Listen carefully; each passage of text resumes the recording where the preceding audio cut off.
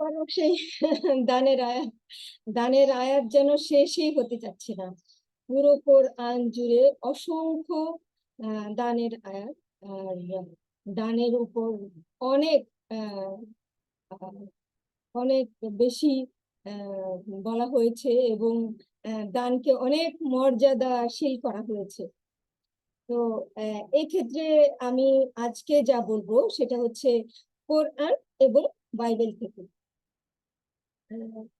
তো প্রথমে চলে যাচ্ছি যে ওই যে সূচের ছিদ্র পথে উট প্রবেশের যে উদাহরণটা, এটা প্রথমে চলে যাব আমি মার্ক 10 10 23। মার্ক 10-23।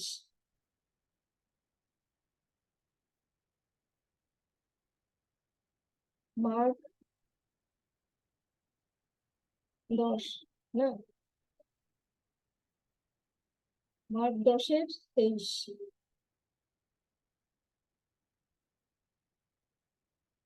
10-23।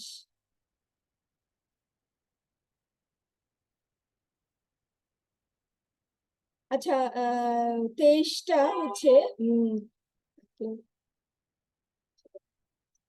আর 23টা জানার জন্য 17 থেকে আসতে হবে। 17 পড়ছি, মার্ক 10-17। পরে তিনি বেরিয়ে রাস্তার দিকে যাচ্ছেন, এমন সময় একজন লোক দৌড়ে এসে তার সামনে হাঁটু গেড়ে জিজ্ঞেস করলেন, হে সদ্গুরু, অনন্ত জীবন লাভের জন্য আমি কি করব? তো একজন লোক দৌড়ে এসে যিশুর কাছে প্রশ্ন করছে, হে সদ্গুরু, অনন্ত জীবন লাভের আশায় আমি কি করব? 18। তখন যিশু তাকে বললেন, তুমি কেন আমায় সৎ বলছো? ঈশ্বর ছাড়া আর কেউই সৎ নয়। ঈশ্বর ছাড়া আর কেউই সৎ নয়, এটা যিশু বলছেন ওই লোকটাকে। 19। তুমি তো ঈশ্বরের সব আদেশ জানো, নরহত্যা করো না, ব্যভিচার করো না, চুরি করো না, বাবা মাকে সম্মান করো। ওই যে 10 কমেন্ডমেন্টস গুলোতে আছে, সেগুলো তাকে স্মরণ করিয়ে দিচ্ছে যে চুরি করো না, ব্যভিচার করো না, মা বাবাকে সম্মান করো। তুমি তো সবই জানো, যিশু বলছে লোকটিকে। তো 20 পড়ছি। লোকটি তাকে লোকটি তাকে বলল, হে গুরু, ছোটবেলা থেকেই এগুলো আমি পালন করে আসছি। তো যে ইয়ে যেহেতু তিনি জানেন, সেহেতু বলছে যে আমি যেহেতু জানি, আমি ছোটবেলা থেকেই এসব আদেশ নির্দেশ পালন করে আসছি। কারণ এটা তো পূর্বের বই, কি কি বলে, হ্যাঁ, পুরনো বিধান। হুম।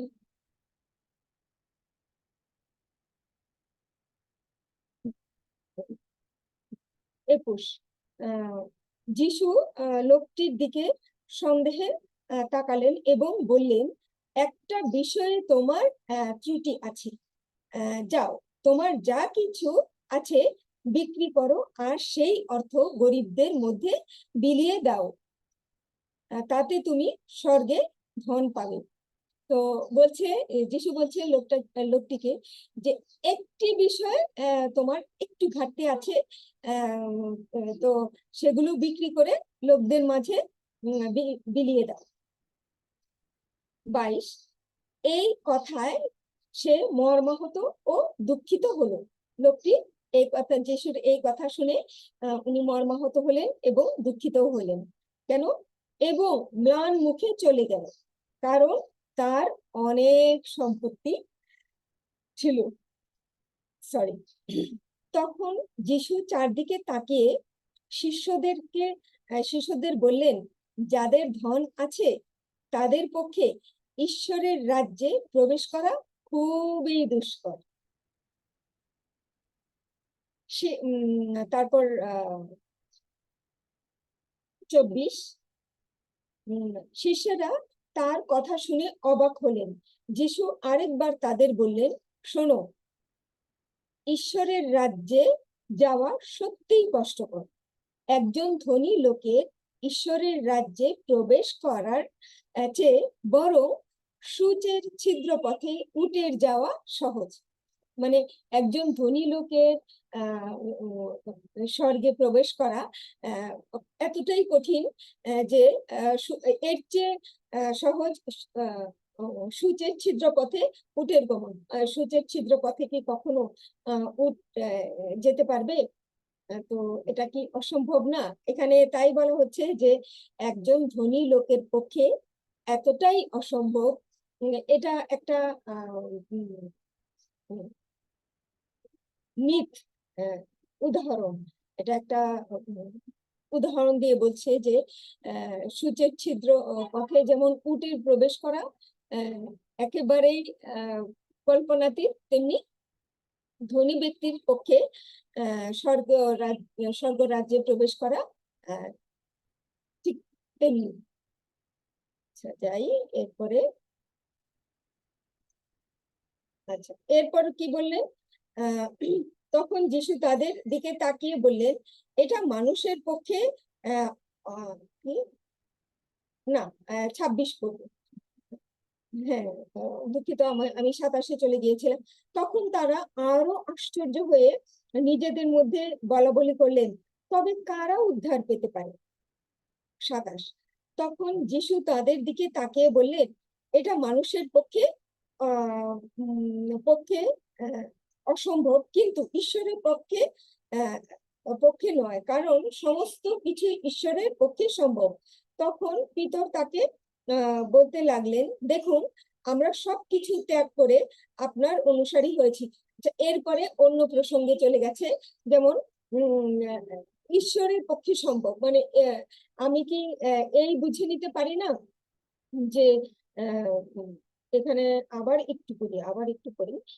তখন তারা আরো আশ্চর্য হয়ে নিজেদের মধ্যে বলাবলি করলেন, তবে কারা উদ্ধার পেতে পারে?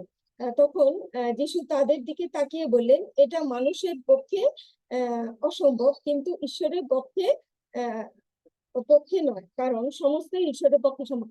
হতে পারে, এমন হতে পারে যে ঈশ্বর চাইলে ক্ষমাও করে দিতে পারেন, এমন হতে পারে। এটা আমি আমি একটা সম্ভাবনার কথা বলছি কেবল। এরপর যাই, সিদ্ধান্ত নেওয়ার সম্পূর্ণ আপনাদের ইখতিয়ার। লুক 18:23।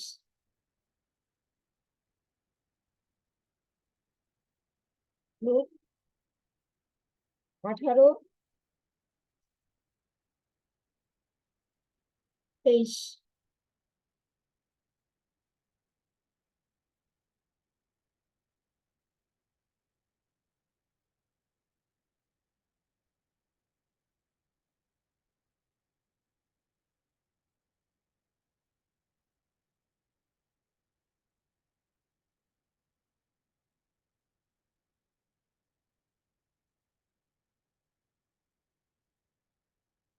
আচ্ছা, 18:23। কিন্তু 18:23,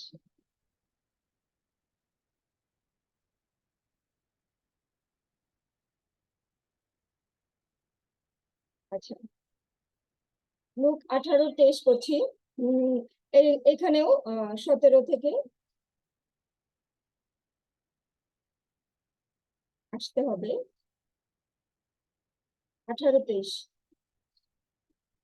লুক 18:23, 17। আমি তোমাদের সত্যি বলছি, যদি কেউ শিশুর মতো ঈশ্বরের রাজ্যকে গ্রহণ না করে, আচ্ছা, 18 থেকে পড়ছি। 18 থেকে পড়ছি। ইহুদিদের একজন দলনেতা, এখানে হচ্ছে ইহুদিদের একজন দলনেতা তাকে জিজ্ঞেস করলো, হে সদ্গুরু, অনন্ত জীবন পেতে আমাকে কি করতে হবে? যিশু তাকে বললেন, তুমি আমায় সৎ বলছো কেন? ঈশ্বর ছাড়া আর কেউ সৎ নয়। তারপর 20, তুমি তো ঈশ্বরের সব আজ্ঞা জানো, ব্যভিচার করো না, নরহত্যা করো না, চুরি করো না, মিথ্যা সাক্ষী দিও না, তোমার বাবা মাকে সম্মান করো। 21, সে বলল, আমি ছোটবেলা থেকেই এসব পালন করে আসছি। 22, এ কথা শুনে যিশু বললেন, কিন্তু তোমার মধ্যে একটি বিষয়ে এখনো ত্রুটি আছে। এখানে হচ্ছে একটু ভিন্নভাবে বলছে, এখনো ত্রুটি আছে। তোমার যা কিছু আছে সেসব বিক্রি করে তা গরিবদের মধ্যে বিলিয়ে দাও, তাহলে স্বর্গে তোমার ধন সম্পদ জমা হবে। তারপর আমার অনুসরণ করো। এই তো সামান্য এদিক সেদিক। এর আগে পড়েছিলাম মার্ক, এখন পড়ছি লুক। কিন্তু এই কথা শুনে তার খুবই দুঃখ হলো, কারণ তার প্রচুর ধন সম্পদ ছিল। যিশু তাকে দুঃখিত হতে দেখে বললেন, যাদের ধন সম্পদ আছে তাদের পক্ষে ঈশ্বরের রাজ্যে প্রবেশ করা কত কঠিন। 25, হ্যাঁ, একজন ধনীর পক্ষে ঈশ্বরের রাজ্যে প্রবেশ করা অপেক্ষা সূচের ছিদ্রপথে উটের পার হওয়া সহজ। সেই একই কথা এখানেও বলছে। যেসব লোক এ কথা শুনলো তারা বলে উঠলো, তাহলে কে উদ্ধার পেতে পারে? যিশু বলল, মানুষের পক্ষে যা সম্ভব নয়, ঈশ্বরের পক্ষে তা সম্ভব। সেই একই কথা। তখন পিতর বললেন, দেখুন, আমরা তো সবকিছু ছেড়ে ছুড়ে আপনার অনুসারী হয়েছে। এখন এটা আবার ভিন্ন প্রসঙ্গে চলে যাচ্ছে বলে এতটুকুই থাক। এখন আসা যাক এখন আসা যাক কোরআন এই সম্পর্কে কি বলে। যাচ্ছি 7:40। 7:40, আরাফ 7 নম্বর সূরার নাম আরাফ 40। যাহারা আমার নিদর্শনকে অস্বীকার করে, সে সম্বন্ধে অহংকার করে, তাদের জন্য আকাশের দ্বার উন্মুক্ত করা হইবে না। যাহারা আমার নিদর্শনকে অস্বীকার করে এবং সে সম্বন্ধে অহংকার করে, আমার আর দয়ার কোনো দরকার নেই, আমার তো যথেষ্ট আছে, আমি তো বেশ আছি, এমন অহংকার করে না যে আমার আর কারো সাহায্যের দরকার নেই, আমি এ ধরনের কি যারা আমার নিদর্শনকে অস্বীকার করে, সৃষ্টিকর্তার নিদর্শনকে অস্বীকার করে আর অহংকারও করে, তাদের জন্য আকাশের দ্বার উন্মুক্ত করা হইবে না এবং তাহারা জান্নাতেও প্রবেশ করিতে পারিবে না। যে একটু আগেও কিন্তু এ ধরনেরই পড়ছি যে আমার যা আছে তাই যথেষ্ট, অহংকার করে, মানে এটা আপনারা যেভাবে ভেবে নেন। আচ্ছা, কি এবং তাহারা জান্নাতে প্রবেশ করিতে পারিবে না যতক্ষণ না সূচের ছিদ্র পথে উট প্রবেশ করো, এইভাবে আমি অপরাধীদের প্রতিফল দিব। কোরআনেও একই কথা বলা হয়েছে। আর কতটুকু কতটুকু কিভাবে কি গ্রহণ করবেন, আমার কেবল আয়াতগুলো আমি উল্লেখ করে দিয়েছি যে কিভাবে সেটা আমি আমি কেবল সহজ করে দিতে চেষ্টা করেছি, আর বাকিটা সিদ্ধান্ত নেওয়ার ক্ষমতা আপনাদের। আপনারাই সিদ্ধান্ত নেবেন এবং আমি কেবল এক এক জায়গায় জিনিসগুলো ছড়িয়ে ছিটিয়ে থাকা আয়াতগুলোকে একত্রে করে নেওয়ার চেষ্টা করছি কেবল। তাহলে এই পর্যন্ত।